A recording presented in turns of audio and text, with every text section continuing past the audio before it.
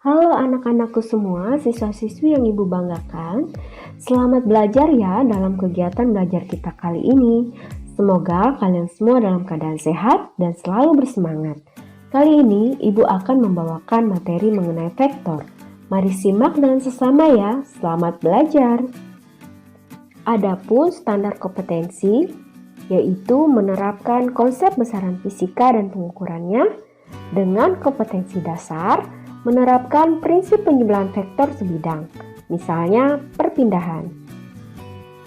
Adapun tujuan pembelajaran setelah kalian mempelajari kegiatan ini adalah diharapkan kalian dapat menjumlahkan dua vektor atau lebih secara grafis dengan metode poligon, jajar genjang, dan segitiga.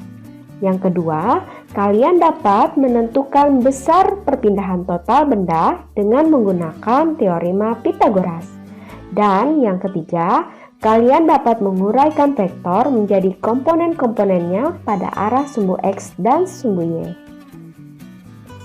Besaran berdasarkan arahnya dapat terbagi menjadi dua, yaitu besaran skalar dan besaran vektor.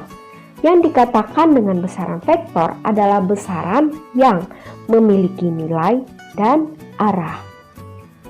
Notasi vektor diantaranya dengan menggunakan huruf kecil cetak miring dan ditebalkan.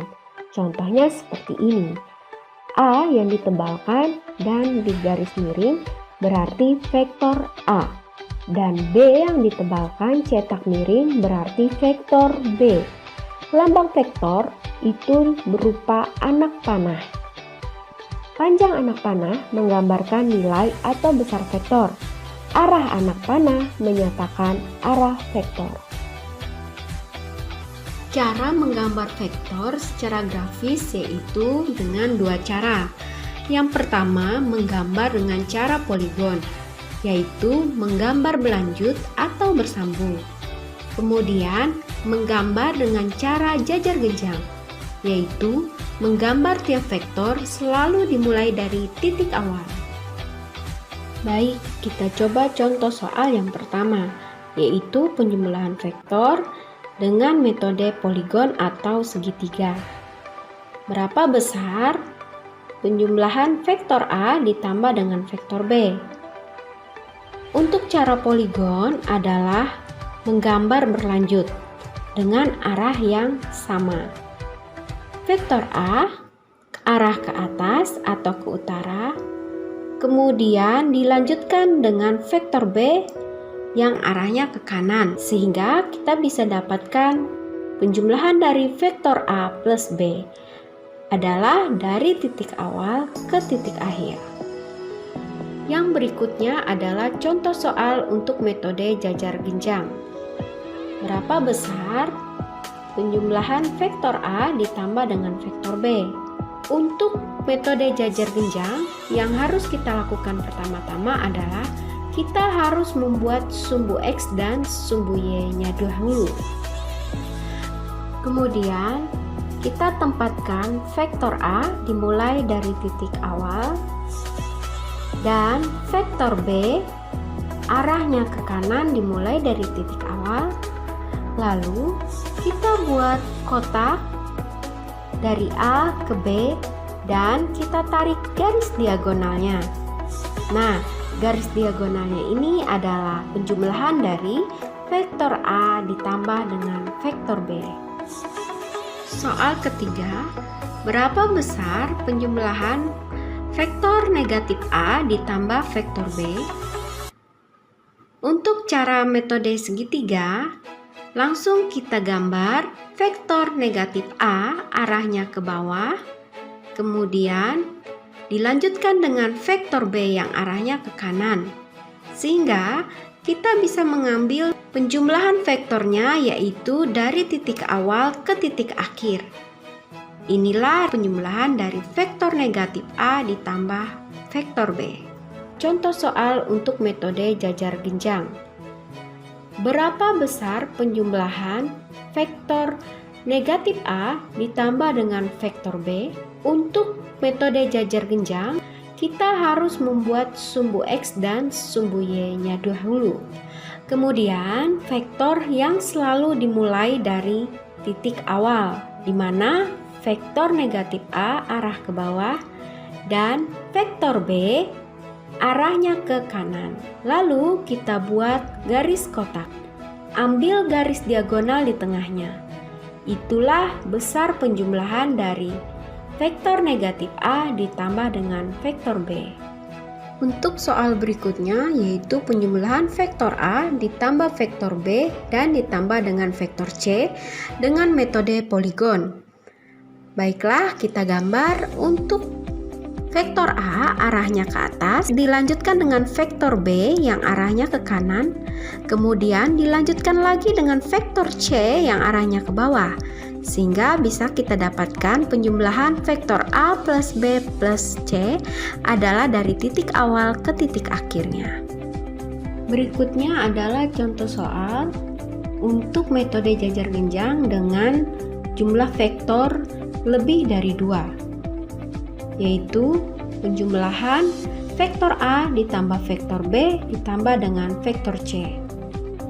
Seperti halnya dengan contoh sebelumnya, untuk metode jajar genjang yang harus pertama kali dibuat adalah garis sumbu X dan sumbu Y-nya.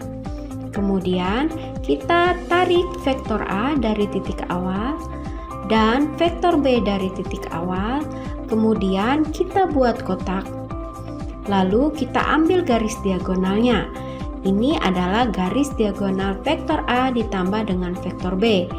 Setelah itu, baru kita masukkan gambar vektor C-nya yang arahnya ke bawah.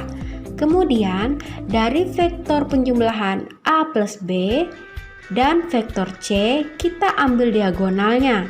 Dengan cara kita buat kotak dahulu antara vektor A plus B dan vektor C. Kemudian kita tarik garis diagonalnya. Nah, inilah penjumlahan dari vektor A ditambah vektor B dan ditambah dengan vektor C. Berikutnya adalah penjumlahan 5 vektor.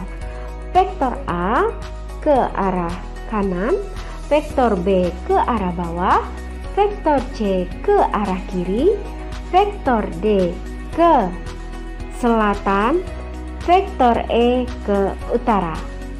Penjumlahan kelima vektor ini menghasilkan resultan vektor atau R. Berikutnya adalah vektor perpindahan dengan menggunakan teorema Pythagoras. Sebagai contoh berikut ini. Untuk cara penyelesaiannya adalah posisi utara digambarkan ke atas, posisi selatan digambarkan ke bawah, posisi timur digambarkan ke kanan, dan posisi barat digambarkan ke kiri. Kita lihat dari soal. Mobil bergerak lurus ke barat sejauh 100 meter. Ke barat kita anggap sebagai A. Kemudian berbelok ke utara sejauh 120 meter. Utara kita anggap sebagai B. Dan berbelok kembali ke timur sejauh 150 meter. Ke timur kita anggap sebagai C. Kita bisa mendapatkan gambar penjumlahan vektor secara poligon. Untuk menyelesaikannya, kita bisa menggunakan rumus teorema Pythagoras dengan melihat sisi-sisinya. Untuk sisi B sama dengan sisi B besar, yaitu 120 meter. Dan untuk sisi A-nya adalah pengurangan dari C besar dikurang dengan A besar, sehingga kita dapat masukkan ke dalam rumus akar dari A kuadrat ditambah B kuadrat, yaitu sebesar 130 meter. Berikutnya adalah penjumlahan untuk satu vektor. Bila vektor membentuk suatu sudut seperti pada gambar berikut ini, maka kita harus memproyeksikan vektor F-nya ke sumbu X dan sumbu Y. Proyeksi ke sumbu X kita sebut dengan Fx, proyeksi yang ke sumbu Y kita sebut dengan Fy. Yang perlu kita ingat adalah cara menentukan sin dan cos. yaitu patokannya adalah arah mata kita memandang, di mana F dikatakan cos bila proyeksi vektor F-nya berada di samping sudut, sedangkan F dikatakan sin bila proyeksi vektor F-nya berada di depan sudut. Untuk komponen vektor F terhadap sumbu X positif adalah Fx dan Fy. Proyeksi vektor di sumbu X adalah Fx, yaitu F cos alpha. Sedangkan proyeksi vektor di sumbu Y adalah Fy sama dengan F sin alpha. Besar vektor F sendiri adalah akar dari komponen Fx kuadrat ditambah dengan Fy kuadrat, dengan arah vektor F-nya adalah tangen alpha sama dengan vektor Fy dibagi dengan vektor Fx. Untuk mempermudah kita dalam menyelesaikan perhitungan vektor, kita harus menghafal perbandingan sudut istimewa, yaitu sudut 0 derajat, 30 derajat, 45 derajat, 60 derajat, 90 derajat, dengan sin alfa, cos alfa, dan tan alfa. Kita urutkan mulai dari 0 derajat, yaitu 0, setengah, setengah akar 2, setengah akar 3, dan 1. Kemudian untuk cos alfanya tinggal kita balikkan saja mulai dari 1, setengah akar 3, setengah akar 2, setengah, dan 0. Kemudian untuk tangen alfanya kita tinggal membagikan sin alfa dan cos alfanya. Contohnya untuk sudut 0 derajat, yaitu 0 dibagi 1 adalah 0, setengah dibagi setengah akar 3 adalah 1/3 akar 3, setengah akar 2 dibagi setengah akar 2 adalah 1, 1/2 akar 3 dibagi setengah adalah akar 3, dan 1 dibagi 0 adalah tak terhingga. Dan sudut istimewa lainnya yang sering digunakan adalah 37 derajat dan 53 derajat. Sin 37 derajat adalah 3/5, sin 53 derajat adalah 4/5. Dan untuk cosnya tinggal kita balik saja. Cos 37 derajatnya adalah 4/5, cos 53 derajatnya adalah 3/5. Untuk tan alfanya tinggal kita bagikan sin dibagi dengan cosnya. 3/5 dibagi 4/5 adalah 3/4, dan untuk tangen 53 derajat adalah 4/5 dibagi 3/5 adalah 4/3. Berikutnya adalah contoh soal ke-8. Diketahui vektor F sebesar 10 Newton dengan arah 37 derajat terhadap sumbu X positif. Tentukan komponen vektor F tersebut. Kita ketahui bahwa sudutnya berada pada sumbu X positif. Nah, langkah awal yang kita lakukan adalah kita memproyeksikan komponen-komponennya. Untuk F yang diproyeksikan ke X itu adalah Fx. Karena sudut 37 derajat ini berada di samping Fx, jadi Fx-nya adalah cos.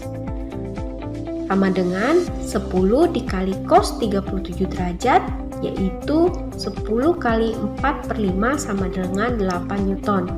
Kemudian untuk sumbu Y-nya kita proyeksikan menjadi Fy. Karena Fy ini berada di depan sudut sehingga F-nya adalah sin alfa. Menjadi 10 dikali sin 37 derajat adalah 10 dikali 3/5 sama dengan 6 Newton. Kemudian bagaimana bila kita memandang dari sudut arah yang berbeda, yaitu berada pada posisi sumbu Y positif. Bila pada sumbu Y positif berarti sudut yang terbentuk di sumbu Y positif itu adalah 53 derajat. Fx-nya sama dengan F sin theta karena Fx berada di depan sudut. Sama dengan 10 dikali sin 53 derajat sama dengan 10 dikali 4/5 sama dengan 8 Newton.